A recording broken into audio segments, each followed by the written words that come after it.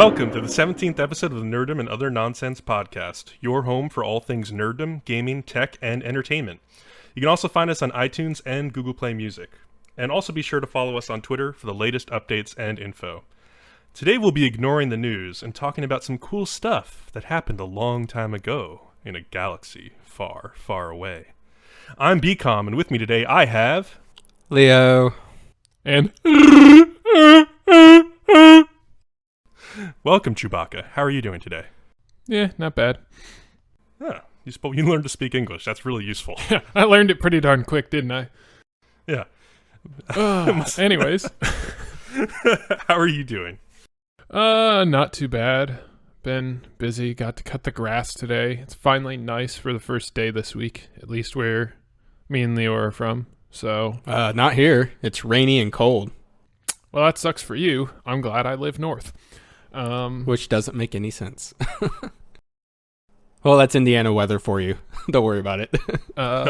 No, so been playing a lot of League of Legends lately. I was behind on owning all the champs by like 3 or something like that. So now I'm like within 100 gold or something, 100 IP of owning them all back. So. And you told me that League finally got their shit together and made Lux, who was the best character, actually the best character.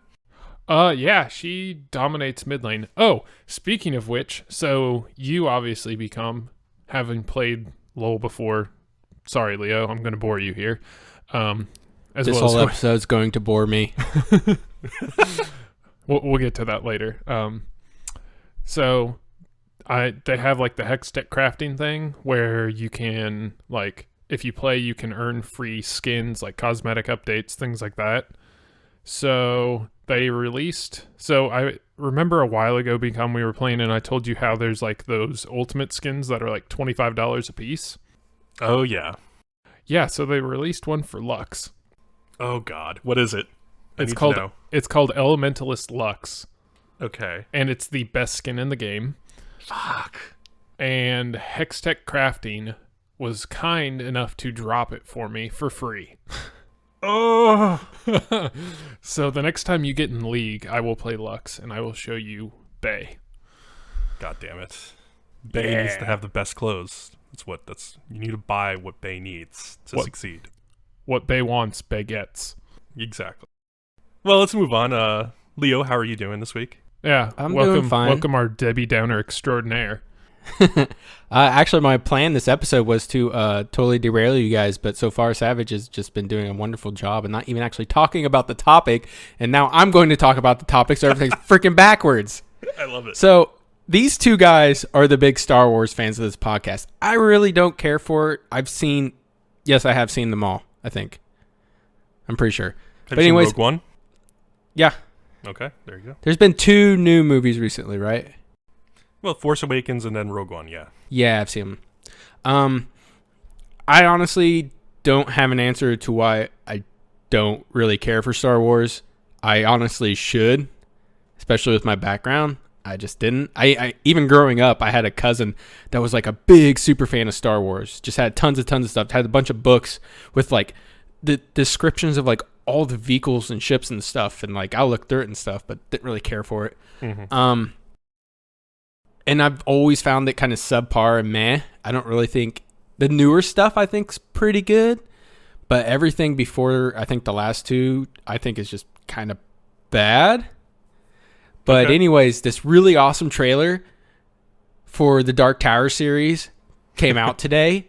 And it's based off a novel written by Stephen King, and I would gladly trade all the Star Wars movies for this movie, and I haven't even seen it yet. See, that's interesting. I haven't watched the Dark Tower trailer yet, but the only thing I've seen in my Twitter feed is Chibi Rob. Oh my God! For saying it's just a generic fantasy movie. I had to hold myself back from tweeting back at him. I was like, I'm just gonna get in a fight with him. Well, that's interesting. He calls it generic, but then I'm just like, it's following the book pretty well so far, and it's just a trailer, so I can't pass judgment. So that's why I didn't say anything. Interesting. Well, yes, today is going to be the Star Wars special episode. We noticed that May 4th was coming up, so we figured we'd do some podcast synergy. He means those two decided they would do that. Oh yeah, Savage really came up with the idea. Well, And, yeah, it's May the 4th. You can't not. Which, by the way, I'm pulling up my work email right now because I want to read this to you guys. So we have a diner at work, and A what? A diner, like a restaurant, like actually on site. And every day they send out the menu for the next day, so you know whether or not to bring your lunch to work the next day. So this is the menu for tomorrow, which we're recording this on Wednesday, so that's May the 4th. The meal is roasted galactic garlic, Dagobah special white bean soup, grilled bantha burgers, Unkar Plutz veggie burger, black bean boba burger, Padawan pesto margarita pizza, Palpatine pepperoni pizza, cheese pizza the Hut, ham. And how many people in your company is this like confusing the fuck out of? Probably none. It's Star Wars. Everybody knows it. See, from Dagobah food, like I understand where the white bean like Dagobah soup is coming from, is because that goop that Yoda fed to Luke when he got into the little hut there. But I always loved like Luke's little pack of like freaking tater tots and like breadsticks and stuff that he had like as part of his X-wing like survival like whatever lunch thing that was. And like Yoda comes over and he like crawls in there, is like, "Oh, this looks good." I'm a poorly manned puppet. Mozzarella sticks, poorly manned. You apologize to Frank Oz right now and his whole team. May I'm he just rest in peace. saying he did better as the series progressed. No, he did not. No, he did not. Okay, we're gonna have to get into this later. Instead, let's go to a positive note, hopefully positive, and let's talk about what is your first memory of Star Wars. So I was like, I'm going to say 9 or 10, and pretty much my dad said, it's a Saturday, we're going to sit all me and my brothers down, and we're just going to watch a movie that I've never seen before. And it was, well, what they call A New Hope now. At the time, I don't think on the box, because I think it was VHS tape. It wasn't, like, it didn't say, like, A New Hope. It was just Star Wars. So that's probably my first memory, is watching episode 4 before I even knew there were like 3 others, or 2 others, and then shortly thereafter, like 2 years later, they came out with episode 1. So okay, cool. What about you, Leo? It's really funny because you watch it and you're like, oh, okay, this is a thing. And then years later, you find out it's a actually very popular thing and you're confused by it. But anyways, I was just at my aunt's house or whatever, and I'd gone through like all the movies, and there was like these 3 movies at the end that I hadn't gotten to yet. So I was like, I'll watch them. And I couldn't figure out what order they were supposed to be in because they weren't like numbered or something like that. So I probably watched them out of order. And like I said, that I just watched all 3 of them in totally random orders. And I just remember specific scene.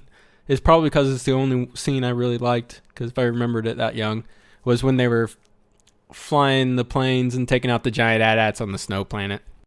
Yeah, those beginning scenes of Empire Strikes Back are some of the most memorable. And so I only remember the scene from the beginning too? Yeah, pretty much. I mean, like, yeah. I can understand that, though, because it makes a big impression. But yeah, my first memories, I think I was 4 or 5 years old, and my mom had rented Empire Strikes Back, I think from Blockbuster or somewhere, on VHS. What's that? It's the movie you watched, Leo. Don't you? Now things are starting to become clear why you don't like Star Wars. I don't know if you actually really watched them. Oh, Blockbuster, dude. Oh, Blockbuster. God. Blockbuster is what around us is now Family Video. In New York, they just use Netflix. I was going to say, imagine if for Netflix you had to go to a store, get a physical VHS tape, and then it's like a library that nobody movies. Rewound. Yeah. What was Blockbuster's motto? Be kind, rewind. Yes. Yeah. Because we can't be bothered to do it ourselves. Please be kind. Please rewind. Yeah. So yeah, I was like 4 or 5, and I remember watching Empire Strikes Back, and I remember those opening scenes. But one of the ones that left a really lasting impression on me is when Luke is hanging upside down in the Wampa Cave, and he uses the Force for like one of the first times on screen that we actually really get a sense of to pull his lightsaber, which is far away from him, out of like an icy like crag, and pull it to him like cut himself down so he can attack the Wampa. And I was really, so that's like one of my first like 4-year-old memories of Star Wars. And then in The Force Awakens, at the climax of that movie, we had that moment where Rey is coming into the Force and she pulls a lightsaber out of an icy like hillside, and that was like boom. I started crying in the movie theater when I saw that, because it like so much of Star Wars is about like the nostalgia of watching it as a kid, and then seeing it over the years and seeing how it grows and develops, and then seeing how they like make homage to that in the newer stuff. So yeah, that totally just whiffed over my head. Yeah. Well, you didn't pay any attention to the fucking movies. You watched them out of order. I've watched them out of order, and I probably haven't seen them for 15 years, so I might watch them again, but I'd probably regret it or turn it off halfway through and be like, I hated their costumes so bad. Oh, really? Like in the original movie or all the movies? The originals. The original 3, which is like 4, 5, and 6, right? Yeah. Yeah, I just thought they were terrible. I think that was part of my problems, and I was like, I can't take this seriously, and was like doing 2 things at once. Did you hate Darth Vader's costume? It's not hate. I was just like, he looks weird. That's interesting. Yeah, that was a long pause to not piss us off. He was like, how do I carefully say this? Is Darth Vader not the best cinematic villain of all time?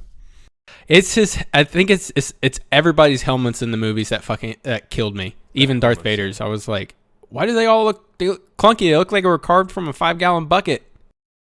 Because, I don't know. Yeah, because George Lucas was poor at one point in his life.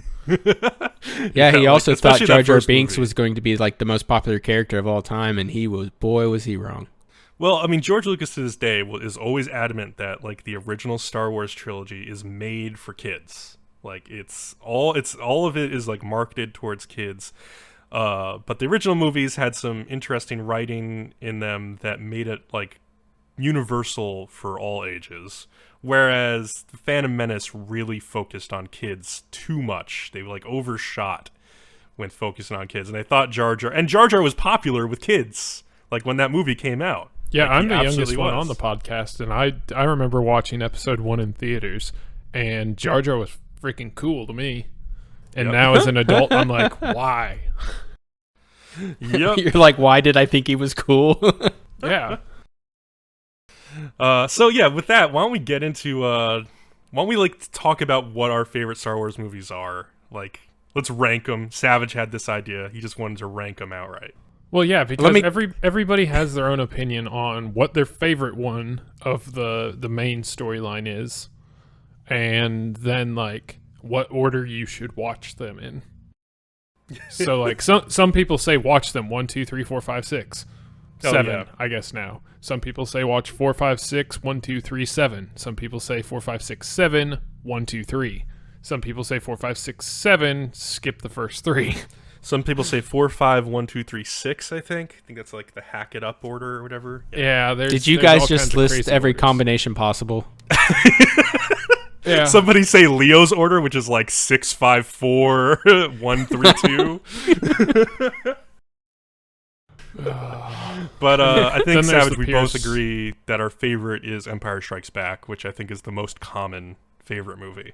That's the one with the snowy planet, Leo. Yeah, I was going to say, it's the one I remembered, so maybe it is the best. Yeah, I mean, I love the Battle of Hoth, but really what makes that movie the best for me is Yoda training Luke and learning about what the Force actually is, which is also... have you guys seen that song they did with, like, the birds attacking them? Birds attacking who? Yoda. No. The birds? I'm going to look it up. Okay, keep talking. I was just going to say, like, so, like, Yoda drops, like, the whole philosophy of what the Force is supposed to be about in that movie and trains Luke in it, and it's really interesting. It's like an old samurai training his, like, new apprentice, basically. And Also, I would just like to say that philosophy, if you look into it like clearly and just rewatch those scenes again and again, is completely at odds with making it so in the like prequels, like the amount of crap you have in your blood is what tells you how force sensitive you are. I don't think that. I think it's completely incompatible idea to have what midichlorians or whatever determine how powerful a Jedi you can be. Yeah. Because, like, Yoda's basically like, the Force surrounds us, it binds us, like, and you just, like, you're supposed to study how to come in contact with the Force and be able to use it at will. Just being born with, like, more midichlorians, to me, is just a stupid thing that they introduced to explain why Anakin is, like, the best. But I don't know. That's just me. What about your next? What's your second favorite movie, Savage? Oh, I found that video. It's called Seagulls, Stop It Now, a bad lip reading of The Empire Strikes Back. It currently has 28,142,000 views. Yeah, I've seen that. Yeah. It's hilarious. Because Penny for your thoughts. Yeah, the Yoda puppet is always like leaning back and like flailing around in those scenes. So yeah, they recut it to make it look like he's being attacked by seagulls. It's pretty great. Oh God. Yeah, no, my number 2 is the original, which it bothers me to even call it A New Hope, but George obviously in all the special editions had to retitle it. So we'll go with A New Hope, I guess. That's probably my second favorite. I just love the finality of it. So like it is its own standalone movie. You don't have to go in knowing like everything else about the series. So, like, in Return of the Jedi, you can't watch Return of the Jedi without first seeing Empire Strikes Back, or none of it makes sense. True. So, for me, it's like, okay, Empire Strikes Back, yes, I think it is overall the best movie, but you still have to see A New Hope first. Oh, yeah. You have to be introduced to the characters and understand who Darth Vader is, and yeah. So, for me, that's why that one's my number 2. What's your number 2 there, Bcom? Mine is Return of the Jedi, and a lot of that has to do with the intercutting between the space battle over Endor and like Luke versus his father in front of the Emperor, and like the battle down on Endor with the Ewoks and everything. I gotta stop watching this video. Oh, yes, you do, because you're making too much noise. Also, yeah, like just like all of that being intercut together was super interesting. I thought it was like great editing, like the whole second half of that movie. Like Jabba's palace was like fine. It was like a weird place. I thought it was like fun that Leia was like dressed up as a bounty hunter. That was all cool. But I just love all of that stuff at the end of the movie. It's just all so impactful. It's like jumps off the screen. And honestly, all of that space battle stuff is why we got a number of incredibly good video games in the early 90s that we would not have gotten without that stuff. So, yeah. And then number 3 for me is The New Hope after that. And basically what you're saying is you had the hots for Slave Leia. George Lucas seemed to. I mean... that outfit was, it was a little risque. I would call that fan service. For a kid's movie? Yeah, seriously. Yeah. So I can understand A New Hope for you at 3, which is the same reason I have Return of the Jedi at 3 on my list. It's kind of just flip-flopping the reasons. For me, A New Hope is just more important, so that's why it's number 2. So then this is where we start to diverge in our lists a little bit. Yes. Definitely. My number 4 is Revenge of the Sith, and I will argue why in a minute. So my number 4 is Revenge of the Sith, and 5 is The Force Awakens. Okay. What are yours? My number 4 is The Force Awakens. Number 5 is Rogue One. And number 6 is Revenge of the Sith. Like my prequels are all at the bottom in a certain order. I really don't like Revenge of the Sith. I hate the prequels a lot. I think Revenge of the Sith is very, very barely the best of the prequel. So what about it don't you like? It's so easy just to say everything. But I don't like the final battle between Anakin and Obi-Wan. I think the choreography is stupid. I think the location is dumb. I think their dialogue is absolutely terrible. I think that the way that Anakin turns is way too fast and doesn't make sense. I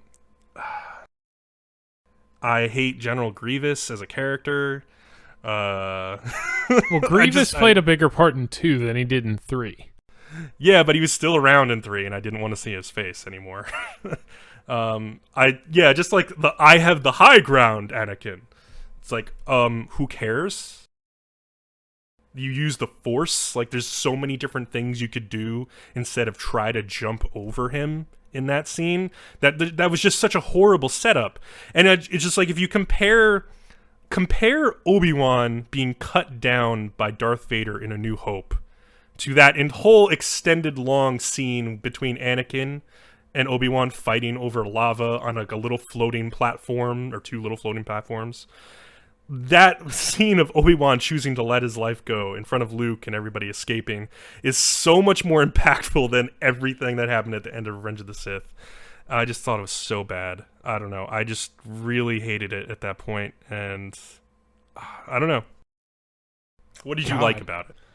So pretty much everything you mentioned. No, so the acting, Hayden Christensen and Natalie Portman can just like never appear in a Star Wars movie again, and that's fine with me.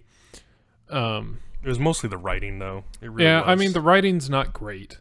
George Lucas is past his prime, but beyond that, I don't really have a problem with it. Like, I love the location for that Obi-Wan Anakin battle. Just the fires burning and stuff around him, to me, that really sets the tone. And I think that's one thing the prequels did well, is putting them in environments where the environment resembles kind of the inner monologue of the characters. Yeah, that's true. That's getting very cinema critic with it, but for me, they're not as bad of movies as a lot of people make them out to be. They're not good, but they're worth watching, in my opinion.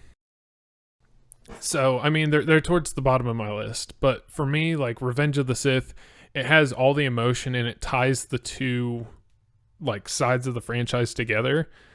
I haven't seen Rogue One. I guess Rogue One ties, like, between 3 and 4 together. But to me, I didn't really need that. Like, yes, the jump to Vader is a little quick. And I'm sure a lot of footage, knowing George Lucas, ended up on the cutting room floor. But for me, it's like, it makes sense, the progression of things. Other than now they've come out and said Mace Windu isn't dead. But but yeah, it's basically like, I don't have a problem with the way they did things cinematically, because I felt like there was a deliberate point to do them in a certain way to kind of resemble the inner monologue. And it, I guess, because you start out, in 2001 was The Phantom Menace? Oh, 1999, I think. 99, wow. So, Attack of the Clones was 2002 then? 2001, 2002, something like that. Yeah, something like that. So, you had those first 2 movies. So, I was 11... Well, I was like 10, 11 or something. And then, like, I was in junior high school when Revenge of the Sith came out. So, it's kind of like growing up, seeing those movies in theaters and stuff, like, you kind of start out as a kid, and, you know, Phantom Menace is kind of like this kid's movie almost in a lot of ways. Yes, very dark at some points, but then you kind of progress through it. So it kind of builds with that audience that the first one was tailored to. So maybe it was just the time at which I first saw it that I kind of have this, like, affinity to it. Because, you know, when you're a teenager and you're all angsty and rebellious, Revenge of the Sith kind of resonates a little better than maybe, you know, Return of the Jedi or, you know, some of the other movies. So yeah, I suppose so. Yeah, I was gonna say, so I've been thinking about it, like, for while you've been talking, like, whether these movies are worth watching. And I remember before seeing these movies, I used to read Star Wars books and think about, like, the expanding universe, because I was a total Star Wars nerd. What I think that these movies are not worth watching, actually. Like, if you've watched, like, the original trilogy, because I'll agree. what I imagined in my mind of that these movies could be was so much better than what the movies ended up being. So I kind of think there's some value in having a blank slate and just being able to imagine what those movies could be. But yeah, what were you going to say about those movies, Leo? I was just going to say I agree with you, and to intentionally side rail you guys, there's this really... Savage, did you see this article about these 4 golden toilets showing up over the weekend around central Indiana? No. They were there to mark the 100th day of Trump being in office, and on them each had a phrase that said, "Take a Trump." What the hell? Well, that's your local Indiana side news, people. Welcome to Indiana. Yeah, some artist's idea. That's pretty funny.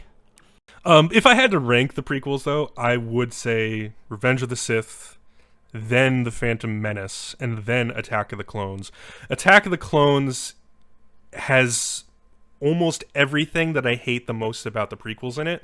It has the worst dialogue between Hayden Christensen and Natalie Portman, obviously. Like, the most forced love story of all time. yes. I hate sand. That's hot! It has a coliseum full of people fighting with lightsabers all at the same time, which totally devalues the lightsaber and Jedi as a whole, in my opinion. It looks stupid. It doesn't make any sense at all. What was the romance thing you were talking about? Oh God, it's just it's the stuff like Savage was saying. Like, I hate sand. It's so coarse. It gets everywhere. Oh, I love you, Anakin. How was that worse than like Han Solo and Princess Leia? Where, oh my God, Han is a complete asshole towards her, and all it does is just get her wet. No, because Anakin's not trying to be a dick. He's trying to like seduce her by saying, "I hate sand." Han is like a smuggler. He's an asshole. He's a scruffy nerf herder. He's a scruffy looking nerf herder. That's what he is. I'm not scruffy looking. No, he's a total douchebag, but he has a heart of gold. That's the whole thing. He's like this flawed hero. And she is an asshole too. She's like a stuck-up little prick.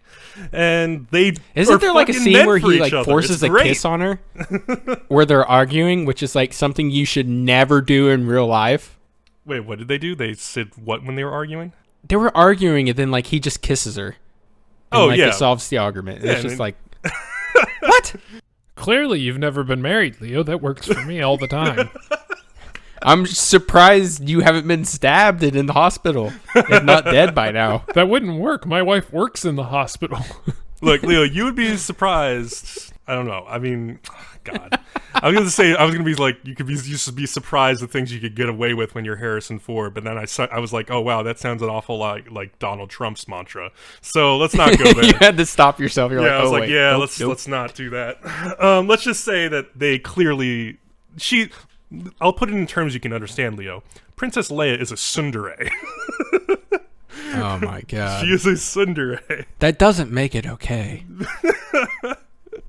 Let's move on from that. But it's the dialogue. The writing in Empire Strikes Back when they're doing the romance stuff, Irvin Kershner's writing is vastly superior to George Lucas's writing between Anakin and Natalie Portman. It's the worst. I get Padme Amidala, sorry. No, you might as well say Natalie Portman because she wasn't acting. She really wasn't. There's this one scene in Attack of the Clones where she like falls out of the side of a skiff onto like a sand dune, and like the way she gets up is like just the stupidest looking acting I've ever seen. I just hate that scene. Also, okay, let's get to it. I hate with all of my passion jumping lightsaber Yoda. I hate it. Well, isn't he supposed to be young and spry? This is so funny because I was having He's still like 850 years old at that point. I was having a conversation with my with one of my engineers earlier today, and he brought up this exact same thing. So, like, is this just like a big thing? Yeah, like he's all jumping around, and I was like, but these are before the first 3 movies. So isn't he like younger? Shouldn't he be more He's like 20 years younger or whatever. Blah, yeah. blah.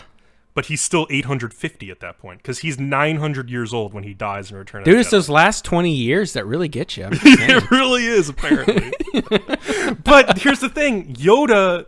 Okay, so the way we're introduced to Yoda in Empire Strikes Back, he uses the Force to like lift Luke's X-Wing out of the Dagobah swamp. It's really cool because you don't expect him. The cool thing about him is that he is this old hermit who's broken down, and he's so super powerful even without physical ability. So when you just take him back and he has all these crazy physical abilities now that he needs to use to fight these Sith Lords. Maybe he was using the Force to move his body like he did. I would say that's probably true. Like, that's how I would think about and then how he moves after himself. his degrading a little bit, all he could do was slowly lift the X-Wing out of a bog 20 years later or whatever you said. I agree. It's just, oh God, it looks so stupid. And part of it's because of the CGI that is outdated in all of I don't know. Have you seen how he jerks around in that Seagull video? It seems like he's still got some moves. I'm just saying. Oh my God. Oh, man. Anyway, I guess we'll agree to disagree on how young Yoda was. This is a Star Wars episode for people who don't even care about Star Wars because it will still be amusing. No, I'm good. To We you. have like a balanced like level of discourse here, and also Indiana news. Local Indiana news is important too. So let's move on from the movies. I think we know where we all stand on them. Hold on. I'm going to talk about the merits of the prequels that makes them worthwhile. So Count Dooku is one. He's the one redeeming quality of Attack of the Clones. I mean, it's Christopher Lee, and Christopher Lee is cool, I guess. He was damn good in those movies. He was a worthy villain, and I was pissed off that they killed him off so quickly in the franchise. I agree. Because I have not read any of the novels or anything like that. He is such a better villain that, like, if he... Like, instead of Palpatine, screw Palpatine. I wish Dooku had become the Emperor, because Palpatine's stupid. He's just a politician. Who's Dooku? He was the... have you seen the prequels?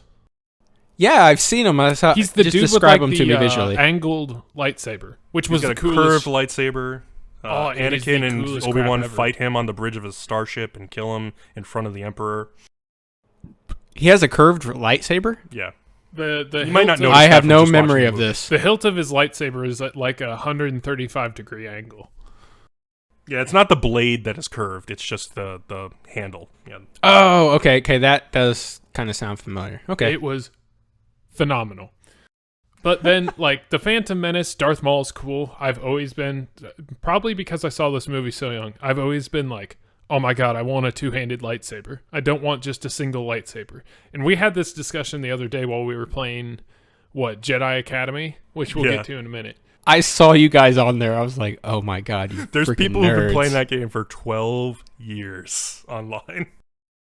I mean, if you love it, keep playing it. Yeah. We loaded into a server and it's like, happy 12-year anniversary. It's like, oh my God. What have you guys been doing? Is this going to be me with Destiny? Oh my God. Oh yeah, speaking of Destiny, you know God. how the what are the little they're sparrows in Destiny? What are they called in Star Wars? Speeder bikes. Speeder bikes. They're kind of similar. So like now, if I ever watch that, I will watch Star Wars. It'll always make me think of Destiny. I have always said that I want a Destiny Star Wars speeder bike Sparrow. I've always said that. And I also just want to fly an X-Wing as my ship. That's I all don't want to know what Bungie would have to pay Disney to do that. I don't care what they do. I will pay the price. I don't care. No, you won't. However many silver dust it costs, I will pay that many silver dust. Oh my gosh. Also, pod racing in episode 1, freaking awesome. Completely unnecessary Yeah. to the story. I will say Phantom Menace had some of the coolest ideas that even if they weren't like executed the best way, like Darth Maul was a cool idea for a character. Pod racing was a cool idea for how a young Anakin would have learned to be a really good pilot. Like Also, Jake Lloyd, great actor in episode 1. For being that small of a kid, he was young. And he did a really good job of making a bad movie. I'm just gonna say, like, I always think that people give child actors too much shit. Like, they're always like, "Oh yeah, completely took me out of the movie." It's like, shut the fuck up. Have you ever met a child? Like, Do you remember being a child? yeah. Do you remember what it was like being a child? Like, If I remember being get a over child and see what child actors do, I'm like, I don't think I could have done that. yeah, like it's impressive. I mean, I'm sure they did a bunch of takes and whatever, but like, he was. it's not good. nearly as bad as people make it out to be. I will agree. Macaulay Culkin, best child actor of all time. I'm just. Anyways, okay. Well, Did you see he's supposed to be in a Kurt Cobain movie? Wait, no. I get stunned silence from both of you. I don't know if it was a news article title. I didn't read it, but he's supposed to be in a Kurt Cobain movie playing Kurt Cobain. I guess he has the hair for it. I don't know. And like the picture they gave was a pretty good resemblance to him, and I was like, huh, could be done, even if this is fake news or not. So I don't know. I have to do more research into it. For me, though, just to wrap that section up, the prequels, you have to think about them kind of like you think of Rogue One. Yes, it's part of the Skywalker saga, but you have to think about them as expositional, like visual novel dialogue to talk about what happened before Episode 4. They're not necessarily necessary for, like, oh, hey, these are great movies that are just standalone. They're more or less like filling in the backstory for the new generation of fans, and that's what you have to take them as. You can't take them as, oh, well, I'm looking for, A New Hope Part 2.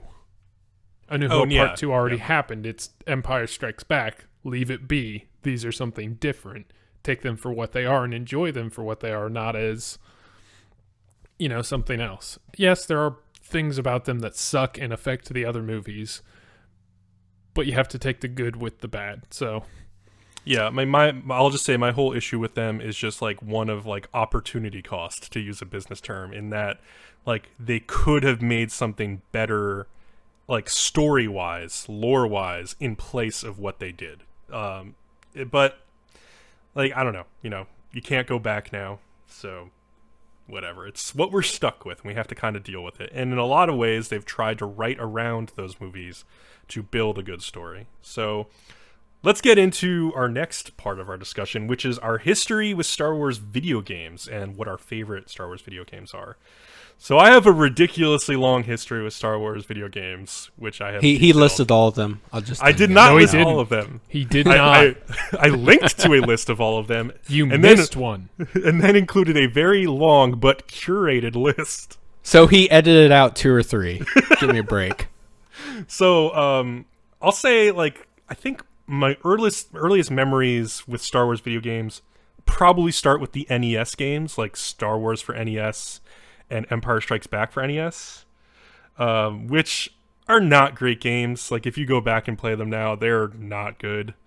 But they are very memorable. Like, especially at the beginning of Empire Strikes Back, you start on like a Tauntaun, and you're like going to the right, you fight a couple of like probe droids, and then you drop down into this like cave system, and there's like wampas down there, and you can find a lightsaber and some force powers, and like it is an extremely difficult platforming level, I will say, at least for a kid.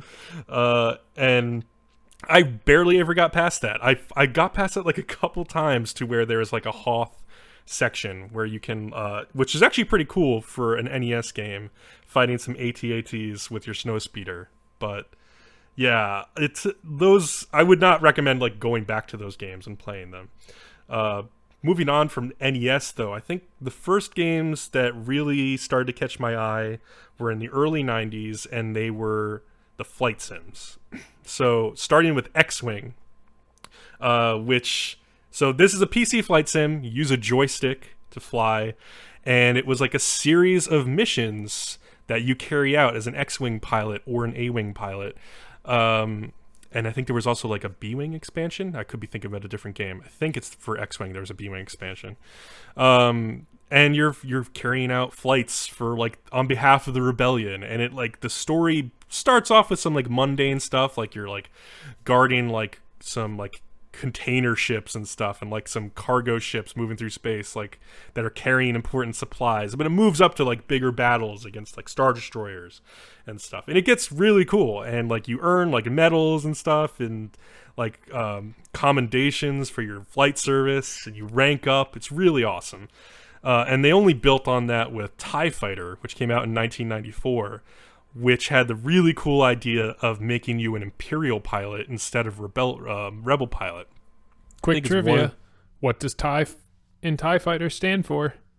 Twin ion engine. Boom! Sure Actual technology we have in 2017. Let's build one. So I think TIE Fighter was probably the first Star Wars game that I can think of to put you in the shoes of an Imperial officer. Like, to put you on the side of the quote-unquote bad guys.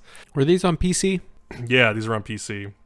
And you can still get them today. You can get them through Steam, or Good Old Games have put them up in recent years. When was the last time you played them? When they came out on GOG, which was about a year ago. I hooked up my old Logitech joystick and played around, and there's still nothing really like them. They're really great. I mean, there are some games like them, like say like Elite Dangerous or something, or whatever, Eve Valkyrie maybe, or that game that's like always in production but never coming out, that is made by the Wing Commander guy. I can't remember, Star Citizen. That game is supposedly going to be like a joystick flight combat sim, but none of them have Star Wars stuff in them, and Star Wars stuff makes everything better. And especially in TIE Fighter, it was so awesome because you have the main combat missions, and then you come back, or like, so you get a briefing from like your Imperial officer. He's like, you need to go do this. But then there's like this shadowy figure in a door off to the right who is like a hand of the Emperor, and he gives you secret objectives to accomplish in that mission to rank up with like in the order of the Emperor and get like more favor with the Emperor. So that was really cool. Just like sub objectives that you could accomplish if you really tried hard. And so like you're secretly like serving the Emperor while you're like flying these TIE missions. It's really great.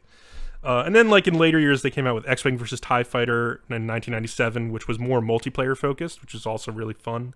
Had less of a straightforward campaign and more just like a series of different cool missions. And then finally in 1999, they came out with X-Wing Alliance, which was notable because it had a really interesting campaign story where you started off as like the youngest son of a family that had basically a cargo business. And their ships that they flew were like the Millennium Falcon. They were like freighter class ships, basically. And so that was like the first of these games that you could fly the Millennium Falcon in, or like a ship that was like it, at least. So you had like turret controls and all that stuff. That was really cool. But that campaign was notable because it built up to a point where you joined the Rebel Alliance and became an X-Wing pilot for them. And then the final battle is the attack on the Death Star at Endor in Return of the Jedi, and you get to fly through it. It's freaking amazing. It's a really fantastic mission, really difficult mission, but one of the best moments in Star Wars video games, probably. So these flight sims are the like types of Star Wars games that I always wish would come back. I know that there's like not a huge market for flight sims, I guess. I just don't know why these are like some of the most heralded, like critically acclaimed Star Wars games ever made, and they just stopped making them when consoles got really big, basically, and focused more on games like Rogue Squadron, which, Leo, I think you're a big fan of Rogue Squadron. I played that one, yes. Yeah. Did you play N64 Rogue Squadron? Yes, that's the one I played it on. Yeah. And it was awesome, and I think I picked it up because I was playing Star Fox, and that was super fun. Yeah. And I don't know. Oh my God. Star Fox is probably the one game that I beat the entire campaign more than any other game. Yeah. So many times. It's so replayable. I know every secret. I can take any route you want. It's whatever. But then I wanted to like keep extending on with playing flying a ship and whatnot, and I went to Rogue Squadron, and it delivered. I thought it was really fun. Yeah, I think it was really fun. I liked Rogue Squadron incorporated some of the fun stuff from like the Dark Empire comics. I definitely did the trench run like 50 times. Oh yeah, I mean, there's this mission in Rogue Squadron that has these ships called like the World Devastators, and that's straight out of comic books, which is kind of fun. Um, I felt that Rogue Squadron, like a lot of Nintendo 64 games, didn't control particularly well, but like you got the hang of it after a while, and it was more than good enough. I think it was the camera that got kind of weird. Yeah, the camera was sometimes pretty janky, but yeah, it was really cool to be able to play as like a bunch of the other different ships. There are like the Y-Wings and all that fun stuff. Oh yeah. And then like the X-Wing, you could take it in and out of combat mode if you needed to go faster and stuff like that. That was really cool. That was one of the best things about like X-Wing versus TIE Fighter as well, is that like in like the multiplayer and in various missions, you could fly as like all sorts of different ships, like Imperial and Rebel ships, with all like fully realized cockpits and like different weapon loadouts and stuff. It was really cool. Yeah, the A-Wing was the really fast one, right? Yes, it's like typically Y-Wing the ship was the they use bomber. for like reconnaissance. Yeah, and the Y-Wing is really slow. Yeah, Yeah, it's the bomber, and X-Wing's just like your common fighter one. exactly. What other ships were in that one? In Rogue Squadron? Yeah. Oh, that's a good. I think you could like unlock the Millennium Falcon by like entering like a secret code or like unlocking it. You might also have been able to unlock like the Naboo like starfighter. I forget that was. Yep. Yeah. Yep. I remember those, and I don't know if I played any of the other ones after that, but I can't really remember. Yeah. Some other early PC games I played were Rebel Assault and Rebel Assault 2, and these were some weird ones because they were kind of like first-person shooters and sometimes flying, but mostly like FMV cutscenes. So if you want to see some bad 90s FMV cutscenes, go watch like some Rebel Assault videos on YouTube, or I guess you could buy the game. I think it's actually available on Steam and on sale like right now. If you wanted to go look at that, until like May 9th, it's on sale, and it's only like a couple bucks, but it is a bit of a janky experience. But it was one of the first PC Star Wars games that really tried to like build on the lore of Star Wars a little bit. So that was interesting. I will say I'm honestly astonished by how many Star Wars games there are. There's a lot. And there's just so many here I never even heard of myself. It's part of why I'm so like angry that there aren't like a lot of Star Wars games coming out right now. It's because I remember the 90s when there were like 5 Star Wars games every year, like and like some of them were like amazing. Like I feel like year. they should have focused their efforts more onto one of the games rather than making so many, and they would have been a lot more popular. It's possible, but like some of these games were like fantastic. Like I mean, all of those flight combat sims are amazing games. I would say like, so if we get into like first person shooters, like Savage and I were talking about the Jedi Knight series before, and that started with Dark Forces in 1995, which was basically like Star Wars Doom, like first person shooter Star Wars. Yeah, but then it's very reminiscent of Doom, very gray and very gritty. Oh yeah. And then, but like as that series went on, it became like with Jedi Knight Dark Forces 2, and then Jedi Knight 2, Jedi Outcast, and Jedi Academy, which is the one we were playing. It focused a lot more on lightsaber combat, which was really fun. Like it's just something that was kind of hard to do physics-wise in Star Wars games before a certain point, but once they sort of got the hang of it, it was really fun. Like, and those Jedi Knight games, like, maybe The Force Unleashed has done lightsaber stuff better in certain ways, like later on, but I don't think there's many games that have done the lightsaber combat better than the Jedi Knight series. You also forgot one of the Jedi Knight games, Mysteries of the Sith. Oh, I never played that one. It's probably the best of the first 3. So you have Dark Forces 2, and then Mysteries of the Sith before Jedi Knight 2. Okay. Is the order. So it's Jedi Knight 2, Jedi Outcast comes before Jedi Academy, which is weird, but it does. Yeah, it is weird. But yeah. Anyways, and then the Battlefront games, Battlefront 1 and Battlefront 2, not the DICE piece of crap they released like a year or something ago, but like the originals. We were going through and we were playing Battlefront the other day, or at least tried to. We because GameSpy has, I guess, disappeared. The online does not work for it, so we have to figure out a way to do that. But yeah, there's some directions in like the Steam discussions about like online servers that are still running for it. So if you really tried, you could get multiplayer games going. But it is unfortunate. There's a lot of old games that were affected by that GameSpy shutting down. Yep. And then my favorite of the first-person shooters, Republic Commando. Republic Commando is a very underrated game. It is really good game. Phenomenal. It is without a doubt the best Star Wars FPS game ever made. I would probably agree with that. Yeah. I mean, I wish they would make something again that was that cool. But it seems like they're kind of focused on Battlefront.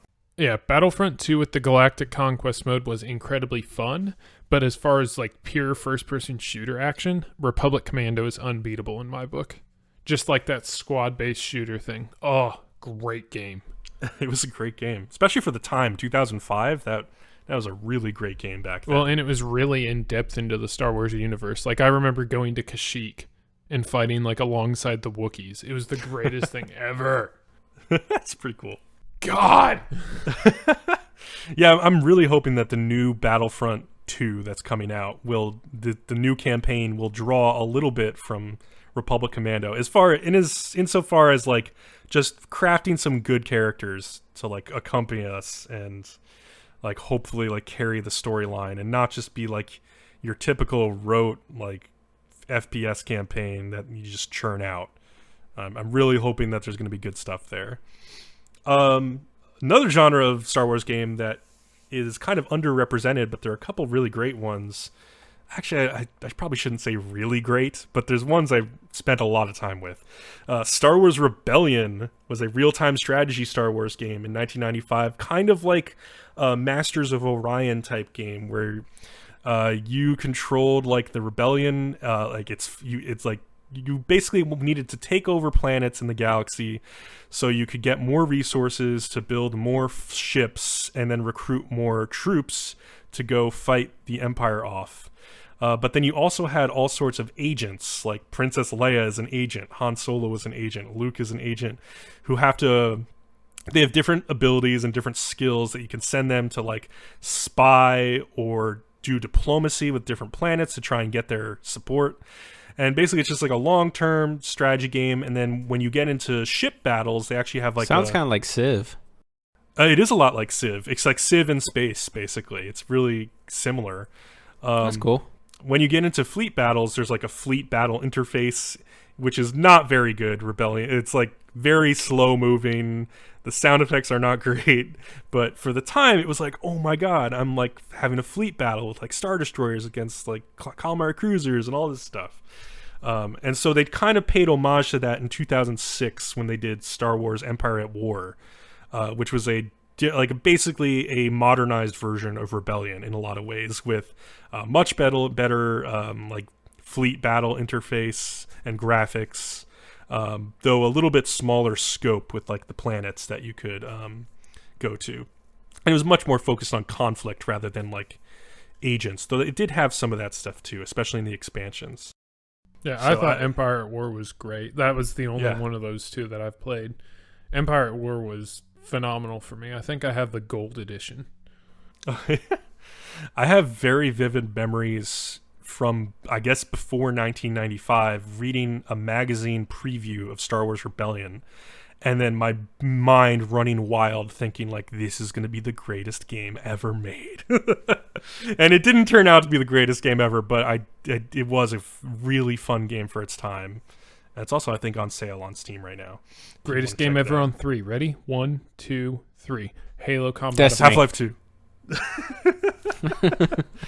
Well, we all picked FPSs, so. And that's not my favorite game of all time. I just said the first thing that came to my head. Yeah, that was the first thing that came to my mind. I don't know if I'd argue with it. Going back a little bit, a couple of games I'd like to give a shout out to from the SNES era, where the Super Star Wars games, Super Empire Strikes Back, Super Return of the Jedi, they were weird platformers, but they were much better than the NES games. They're also like ridiculously hard games, like just ridiculously difficult.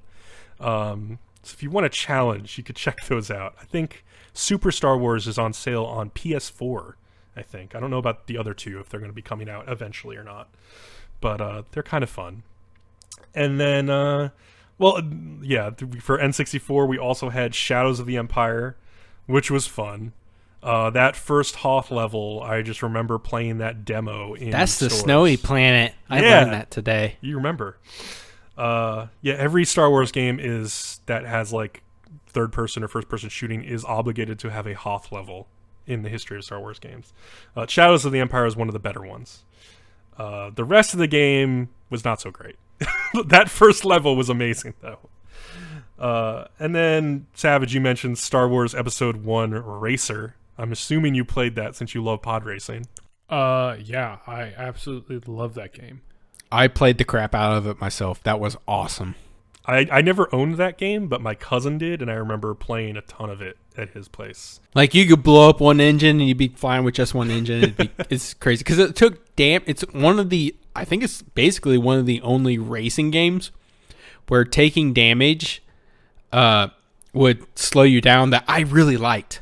But it was also kind of part of like winning it, and it wasn't just like over bad. You didn't have to worry about, I guess, like spinning out since you were hovering, which I think is probably what the big appeal was. But it was I just remember it being super fun and playing a ton of it with my brother and my neighbor down the road. Cool. Yeah, it was a really fun game. I just like the speed of it too. Everything was great. And Nintendo 64 was a pretty awesome system, I think, in my opinion. Yeah, especially bad controller, awesome system. Dude, yeah. That controller looks like a nightmare, but I loved it. I hated the joystick. Oh god, I hurt my. It was like so perfect times. for like Star Fox. It was perfect for Star Fox. Star Fox is an amazing game. God. Star Fox 64. Star Fox, in my opinion, is definitely a better game than Rogue Squadron. But I mean, like God, Rogue Squadron was pretty good. This is where I got mad at you for skipping a game on the list. You Which forgot the best one. Never played this of game. The 64 games. Battle for Naboo. I disagree. I don't remember this one either. Oh, good. What was good about Battle for Naboo? What was the genre? It's, I guess, like a vehicle shooter. Okay. So you're mostly in like a land speeder or some kind of speeder like that, like a speeder bike, some kind of vehicle on the ground. But then it also incorporated like the best parts of Rogue Squadron, where you're up in like a Naboo starfighter, things like that. So you went from like, the ground to space, things like that. It was just so well done. Like I'm looking at screenshots of it, and it's like, oh my god, N64 graphics. Yeah, terrible graphics, but what's the PlayStation game where you fight with vehicles? It's like Metal something. Twisted Metal. Yeah, great game. When you said vehicles fighting, it made me think of Twisted Metal immediately. Yeah, Twisted Metal Star Wars. I'm trying to think of a similar game, like to that would be really fun. I would definitely play that. I would definitely have fun. to get it and try it out at least. Yeah, no. If you haven't played it before, go buy a 64 and Battle for Naboo. Go have fun. It made for me. I don't know. I can't remember. I'm pretty sure it came out after the prequels because my cousin had it. But for me, it really tied in all the scenes from episode 1. Okay. Like it made it that much more memorable, especially as a kid. So that's cool. Yeah. Maybe it's nostalgia, and I just haven't played it in a long time. Oh, it could be. On GameCube, at some point, what were you? Yeah, at some point, I played an RTS of Star Wars. I don't remember what it was. It was probably Empire at War. Yeah, probably. And I played very little before I got bored of it. Yeah, I could see that. Some of the expansions for that game made it a better game, like a much more interesting game. I tried to play as like the robot people from like episode 1. Droids? Yeah, the droids. And I found it like frustrating because they suck. Was it just because they sucked? I was like, man, I'm not sure. I don't think I ever played with them. Well, the whole point I could never find anything that would work. The droid army is that they were disposable. Yeah. So yeah, see, that's not my play style, so that's probably why I hated it. And I never tried anybody else, so. So yeah, on GameCube we had a couple of Rogue Squadron sequels. Did either of you guys ever play those? I have those games, but I've only played a little bit of Rogue Leader. You never had a GameCube? Oh yeah, I only got one in recent years because it was super cheap, and like a bunch of games were on sale on eBay that I wanted. Oh, I totally owned a GameCube. That thing was awesome. Isn't yours still in the back of your car, Bcom? No, that's my SNES. It's still in the backseat of my car. I really need to just bring it inside and hook it up somewhere. Also, Star Wars has had a short history with MMORPGs, beginning with Star Wars Galaxies, which released in 2003 and had more like expansions until 2006. But it had a very rough history because when I first played that game in like 2003 or 2004, like right after it came out, and it was a really technical, hardcore MMORPG where there were all sorts of different professions. You can craft all sorts of items. It was really, unless you were like a hardcore MMO player, it was really hard to get into. I'll say at my age, like in 2003, it was like, I don't understand any of this stuff going on. But people who loved MMOs loved that game. Well, and if I remember correctly, it was a subscription-based game. Yeah, I think it was sub-based, and you could become a Jedi, but it took like a really long time and a lot of grinding. It was really hard. And once you became a Jedi, you were like super overpowered. And so Star Wars Galaxies at a certain point decided, like, we need to get more people interested in this game. We're going to dumb everything down, dumb down the whole profession system. We're going to let people start off as Jedi. And, like, the whole fan base just went ballistic over that. They probably got some new players, and probably some more with, like, the Jump to Lightspeed expansion, which lets you fly ships and stuff. But it, like, never recovered from that. So in 2011, they tried to do a new one, The Old Republic, which followed on the heels of the KOTOR games, which I'll talk about in a minute, which also, I think, has picked up, but it started off as a subscription model as well, did not do well, and then went free to play, and now has done better. It's a phenomenal MMO. The Old Republic, you played it? Oh, I love it. Yeah, I mean, for whatever reason, I've never been able to get too far into it. I honestly just think it's because I don't like MMOs, like in the WoW sense and like Guild Wars sense. Like, but like I can see what's there for people who do like it. I just don't like the grindy quests. Yeah, it gets a bit grindy, but if you like MMOs, and Star Wars, it's like freaking awesome. Yeah, but you kind of have to have both, because as a standalone MMO, like, if a WoW player came up to me and was like, hey, what's another MMO I could play? It's not the one I would mention. Yeah. And the recommend Destiny. It's kind of an MMO. Yeah, I was talking about MMOs the other day, and I was saying Destiny is the only real MMO that I play long term. Because it's an MMO. It's kind of a weird hybrid. It's just very FPS focused, but yes, it's totally an MMO. And yeah, the other reason that the Old Republic was kind of a bitter taste in my mouth is that I look at that game and I see, like, this could have been just another KOTOR game. And they could have just crafted it for single player, and it probably would have been much better. Because those are two of my favorite Star Wars games of all time. Star Wars Knights of the Old Republic and Knights of the Old Republic 2, The Sith Lords, which is an unfinished game in many ways, but still has fantastic characters and a fantastic storyline.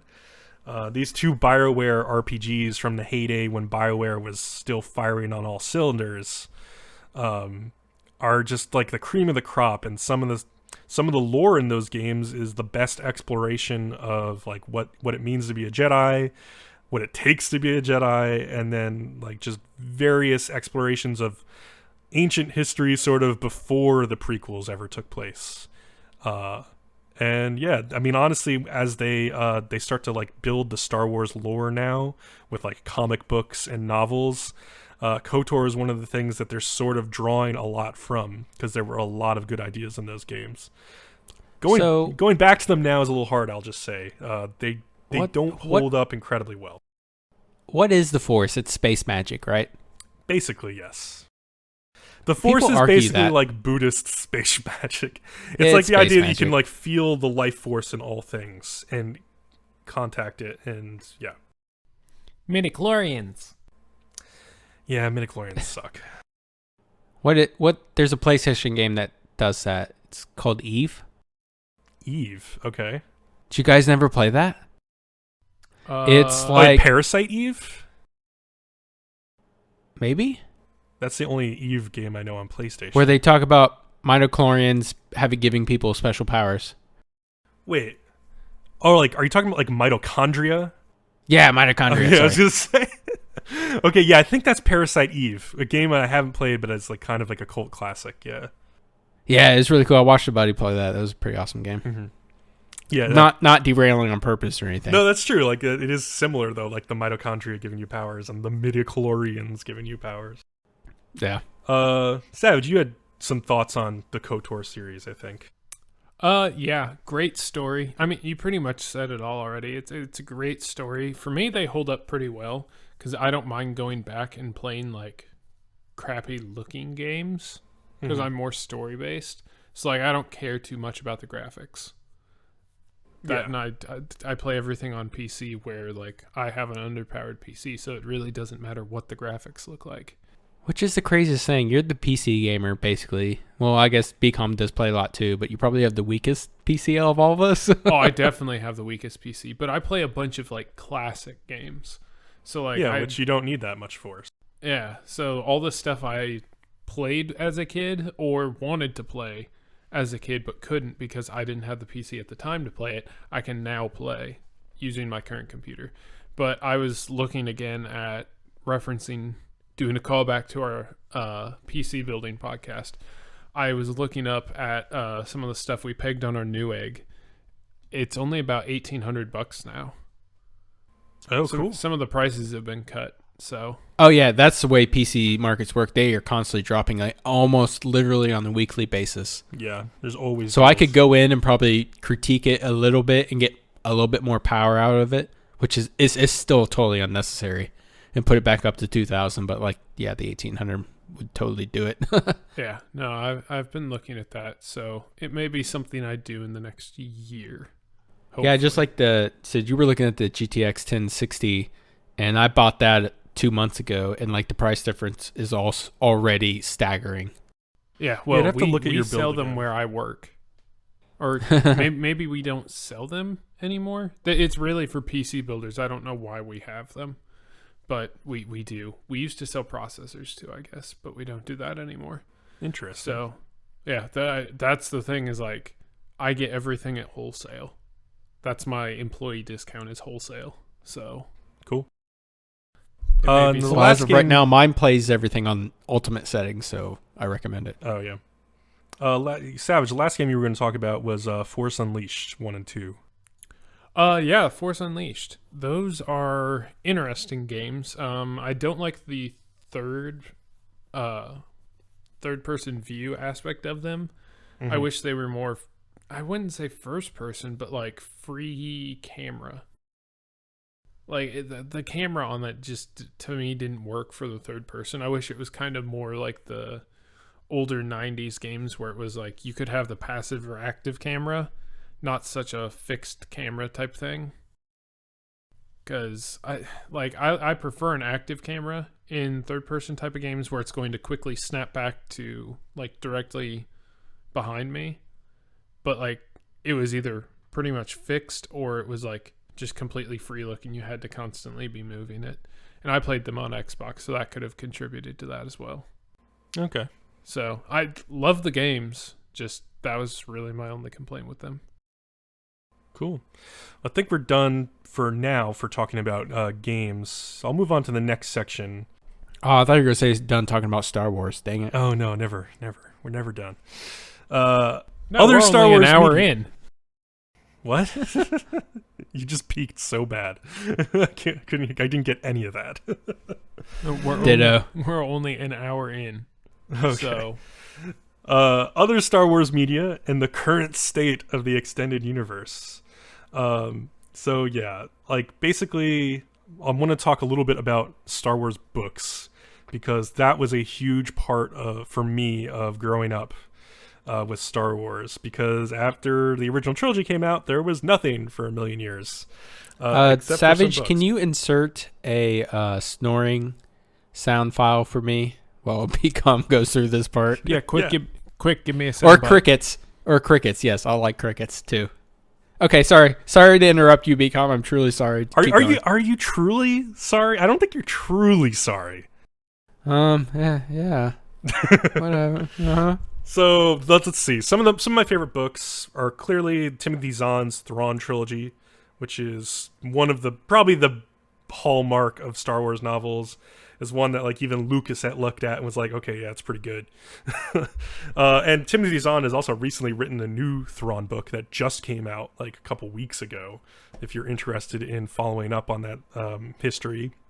But introducing the character Grand Admiral Thrawn was one of the big things in the Star Wars Legacy Legends lore is what it's called now. And Thrawn keeps getting brought back into the new canon in TV shows like Star Wars Rebels and stuff. And with new books about him. He's just a really interesting character as an Imperial officer who's like super in love with art and like aesthetics and has a mind for strategy, and they also introduced an entirely new alien race to explain who he is. So yeah, it was just a lot went into developing that character, and it's the kind of thing that I would like to see in movies 8 and 9 going forward, is some characters who are really well thought out like that. I don't know if we will see that though. Another trilogy of books that I really loved was Kevin J. Anderson's Jedi Academy trilogy. It's followed, had a lot of Luke training a new group of Jedi at a Jedi temple on Yavin 4, where the Rebel base was in A New Hope. But also losing one pupil named Kip Durin to the dark side. And Kip also is able to, he meets up with this like brilliant Imperial designer who designed the Death Star in these novels. This has all been changed now with like the advent of Rogue One. And like this person who designed it has a new ship called the Sun Crusher that Kip like steals and pilots. I think he steals it. I don't know. Maybe he's given it. I don't remember. It's been a long time since I read these books. The Sun Crusher is a really cool idea, and I wish it is one that they had swapped for The Force Awakens rather than just building a new planet-sized Death Star. Because what the Sun Crusher is, it's like a fighter that has supernova missiles on it. So you get really close to a sun, and then you fire your missiles off into the core of the sun, and then it sends the sun supernova, which destroys all of the planets in that solar system. And given how Force Awakens went, that would have been a perfectly viable way for them to destroy all of the planets in the middle of the Republic. You mean rather than just dredging up the Death funds Star. to make a even bigger Death Star? Exactly.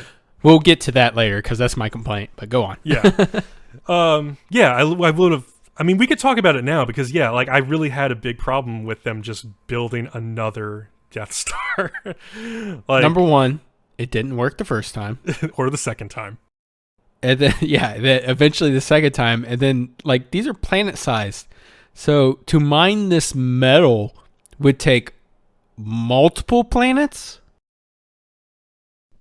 Well, resources and manpower and just absurd amount of things to build it.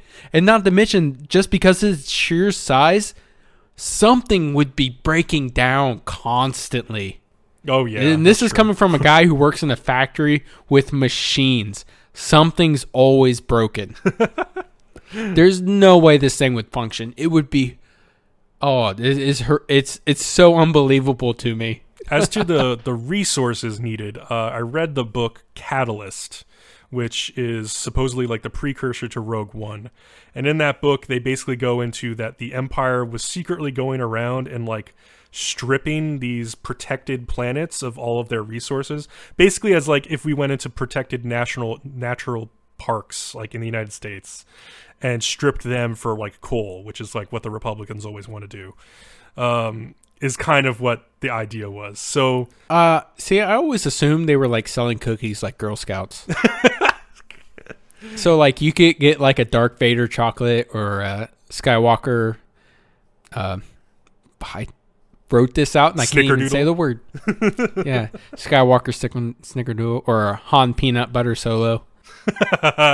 I'm just putting some ideas out there, you know. The Girl Scouts should make a deal with Lucasfilm or Disney, I guess, at this point.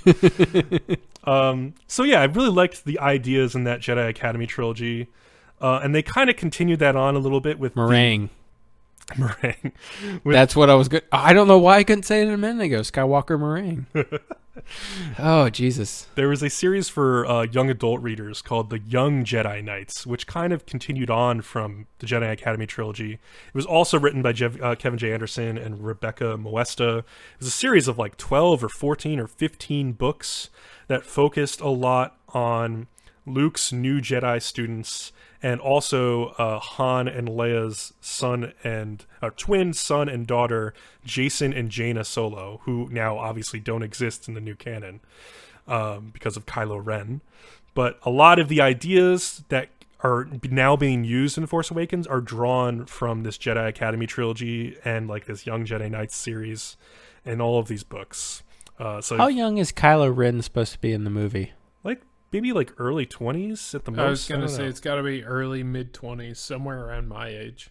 Because he acts like a pubescent 13-year-old.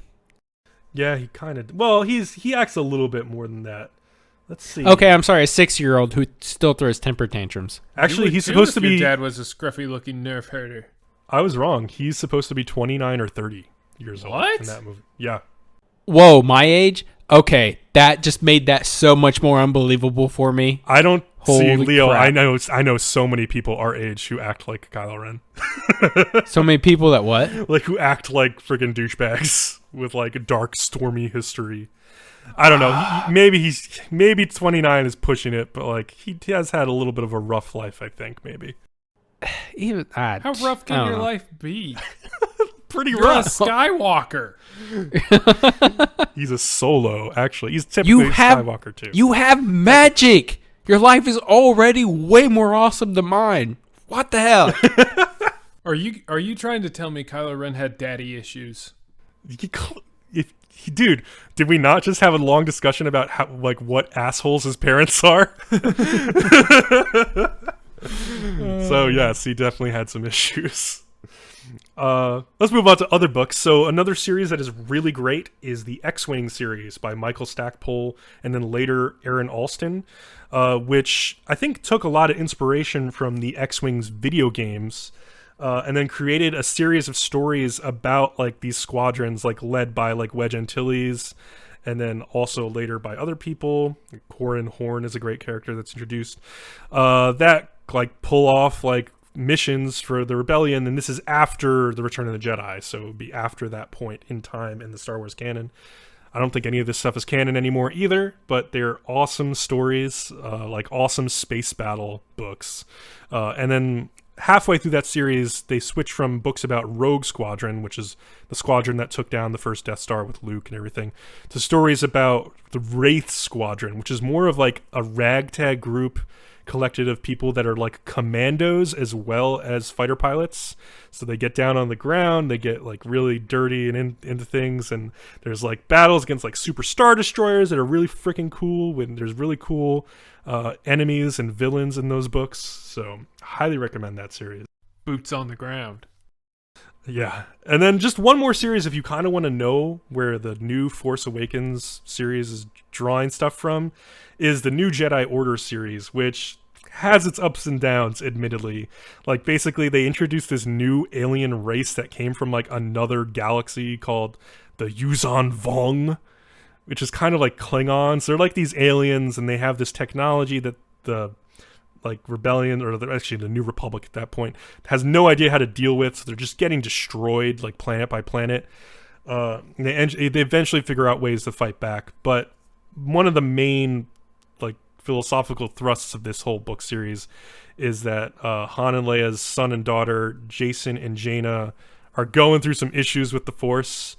Jason goes dark side, kind of like Kylo Ren, and Jaina, who is a lot like Rey's character, is told by Luke that like she needs to just go kill him. Like he's like irredeemable. And then Jaina kind of ends up walking the line between dark and light.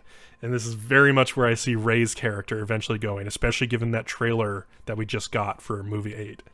So if you want to see where they're drawing that Force stuff from, these were where they were kind of like hashing out those ideas in books first. But yeah, I haven't read too many of the new books. There's like the books like called like Aftermath by Chuck Wendig, which are following up on Force Awakens, and like trying to fill in the gap between the Return of the Jedi and Force Awakens for the new canon. Some people have said they're pretty decent. Others have said they're like, not so great. There's a couple other books that have come out, like one about Tarkin that's really cool, and one about Thrawn that just came out that I've heard good things about. But besides books, there's also comics that are having a huge revival right now. I was mentioning before that I liked like the Star Wars Dark Empire comics that came out in 1991, 1992, which had some of their lore make their way into the Rogue Squadron video games. But Marvel is doing like a whole series of comics right now, some of which are really friggin' good. The Marvel Star Wars, which began in 2015, and Star Wars Darth Vader are both really badass comic books. I would highly recommend reading them. And they're kind of like intertwined with each other in the reading order, but there's like good resources online, like wikis, where you can see like what order the books should be read in, like what issue you have to jump back and forth to. You don't have to worry about it too much, but it does make a little bit of more sense when like, because the Star Wars books with like they follow Leia, Han, and Luke do intertwine with the Darth Vader novels. Like something happens and then he's pissed in his novel or in his comic, and then it goes back to the other comic, and like you see the aftermath kind of thing. It's all really well drawn. Like there's some really great art there, and especially just the Darth Vader books. Like there's some badass moments in there, and the people who are writing it are doing a really good job, because it feels very much like those characters' voices straight out of the movies. It doesn't feel like something that's crazily overdone and comic booky. It feels like a Star Wars book. So, and then of course we have the TV shows. We had Clone Wars, which ran for a bunch of years, helmed by George Lucas, and now we have Star Wars Rebels, which is also. Are these the animated ones? Yeah, the animated ones, which they're okay.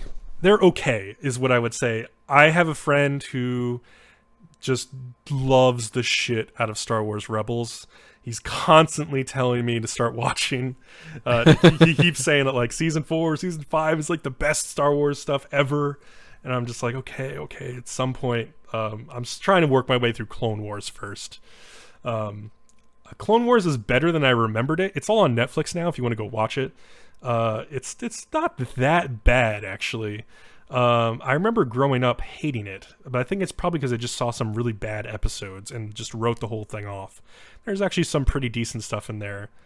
But Rebels, I don't know if I like it, at least the way it started off. It's very much for kids, but I've heard that changes a lot in like the 3rd and 4th seasons. So I could be completely off base there. I have to catch up on those. But yeah, that's sort of like where the current Star Wars expanded universe stands. We got these books, we got these novels, and we got TV shows to draw from as they're filling everything in. So to close out our discussion, let's talk about what's something you would like to see from Star Wars that either hasn't been done already or you think could be done better. If anybody wants to go first, be my guest. I'm going to go over what Leo wrote for me to say. Did I write that? I didn't write it. It wasn't me who wrote that. Huh. It'd be weird if you wrote something for yourself. Yeah. But yes, go ahead. What did you say? So I'm Leo, and I want a VR experience where I'm Jabba the Hutt having my way with Princess Layla before she strangles me with the chain. Well, I take that back. Put the strangled thing in there. Don't question Leo's fetishes. Oh, this explains so much. Okay. I may have written that while Bcom was talking forever at any of the points in this podcast. I had to keep myself amused, guys. I just like how you can't even recall if you actually wrote it or not. feigning ignorance. Come on, give me a break. So I put down something other than a Death Star. Like, that killed me. What was the newest movie that had that? That wasn't a Death Force Star. Awakens. Wasn't a Well, Death actually, Star. Rogue One had a Death Star too, but it was the Death Star. Yeah, it was about the plans of the Death Star, right? Yes. Which they're basically filling a plot hole of why they had an exhaust port, because the original creator of the Death Star put it there intentionally for sabotage purposes. Yep. Which was like a cheap plug-in, I don't know, whatever. Boy, am I glad I haven't seen Rogue One. It's not that bad. I liked it other than that. It's an okay movie. It's not a great But- movie. Yeah, I just want to see something that, without a Death Star, I mean, do another super weapon. Do that super sun ship you were talking about earlier. Yeah, I don't Sun care. Crusher. I love that ship. Yeah. Man, I thought like Kylo Ren would have been perfect guy to like have this like little ship that he uses to like go like destroy solar systems. And like with Kip Duran in those books, like the only way they were able to stop him was like to just talk sense to him, basically. Well, see, you just struck a chord with me. Because one thing I would like to see is, so Kylo Ren idolizes Darth Vader. What was Anakin really, really good at, especially in the prequels? Flying. Mm-hmm. You don't see Kylo Ren fly at all. Yeah, you see him get on top, like on board a shuttle. But yeah, You see him get really moody and slice up some consoles. it looks like yeah. Rey got those Skywalker genes for flying because she's a pretty good pilot. Yeah, she's a pretty good pilot, but being a, well, and we don't know yet whether or not she's a Skywalker. She's a fucking Skywalker. Yeah, that's good point. Yeah, we don't know. Oh, maybe she's Kylo Ren's twin, and Han and Layla are just withholding the information. Are you okay, Bcom? I just like keep thinking that like, oh yeah, Leo thinks that like Star Wars is about like that Eric Clapton song Layla. Oh my god, that's exactly where I was.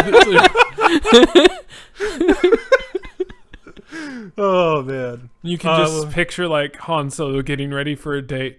If you want to get out, you got to take her out. Cocaine. I can see Harrison Ford This singing is that. also where I had my note where I was like, how do they fund this? This is a ridiculous amount of metal for the Death Stars and whatnot. That's Yeah, what my- Han Solo is smuggling. Cocaine. My only argument for that would just be that they have like a whole, like we have our whole planet's resources and we can't use all of them because other countries own them. But the Empire has like a series of like 100 planets that it can draw resources from. So planet-sized planets. Like, so yeah, they have the resources probably to build something like this. But it starts to stretch the imagination when they build one, it gets destroyed.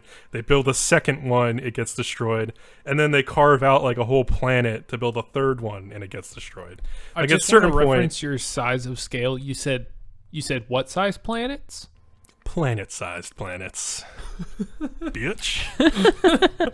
It's just if we were assuming they're Earth-sized, to build something the same size, even if it has hollowed out parts, would still require multiple planets. Well, yeah, see, definitely. Adam Savage did this on his YouTube channel before, where they actually took the dimensions as written out in Star Wars lore, and referenced like how big the actual Death Star in Episode 4 would be. It's like 1/8 the size of our moon. That's big. It's big, but it's really not that big. I guess. Like, our moon is incredibly small compared to Earth. Yeah. Incredibly small. So, like, 1/8 of the size of the moon is not that big. Like, the total surface area or something is only, like, the size of Canada, I want to believe. There's also that huge part in the center of the Death Star, which is just basically empty because it's like the whole reactor chamber. Like, I think the officers only really walk around on like the surface, like just underneath the surface of the I don't know, station. guys. I'm not very specific about my lore. Oh, hey, Bcom, you're back from Japan again? Like, goodbye, guys. I'm back to Japan. Oh, man. So a couple things I'd like to see. Number one on the list, it's been number one on the list for a long time, is an HD unaltered original trilogy project, either through Disney or if any of these projects that have been trying to restore the films for years ever are able to just finally put the final product out there. I mean, there's the Harmy, the specialized editions, which I've watched and are pretty good.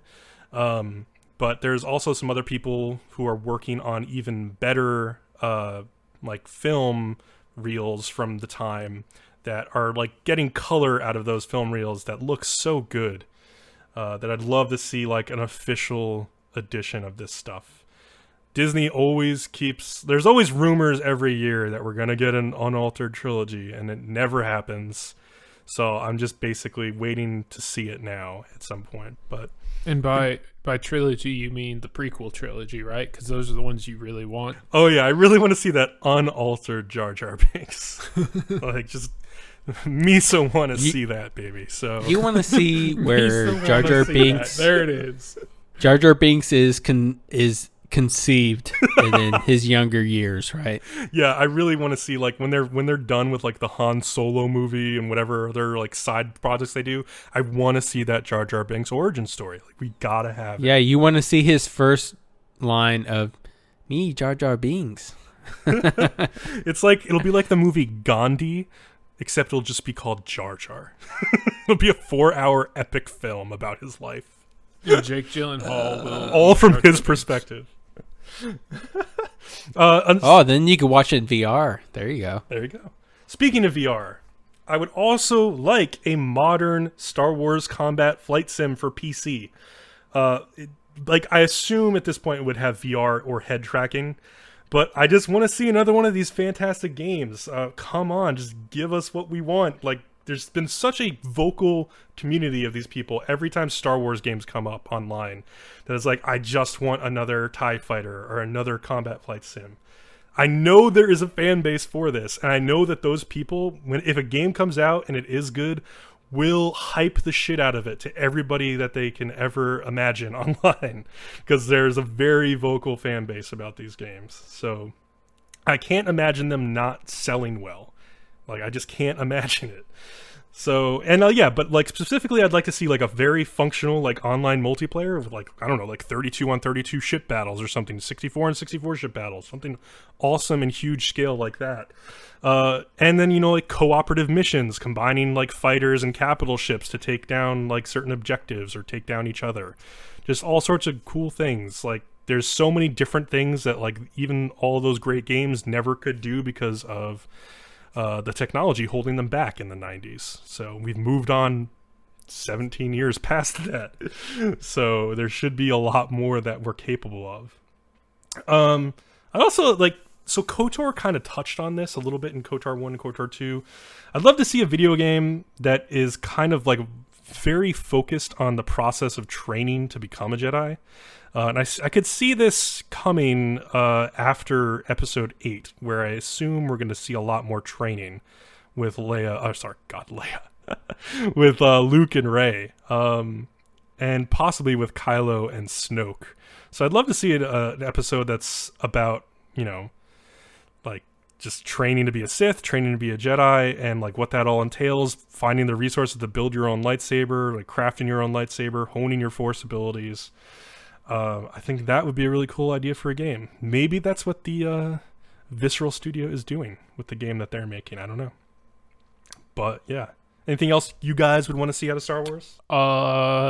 Star Wars 1313 coming out.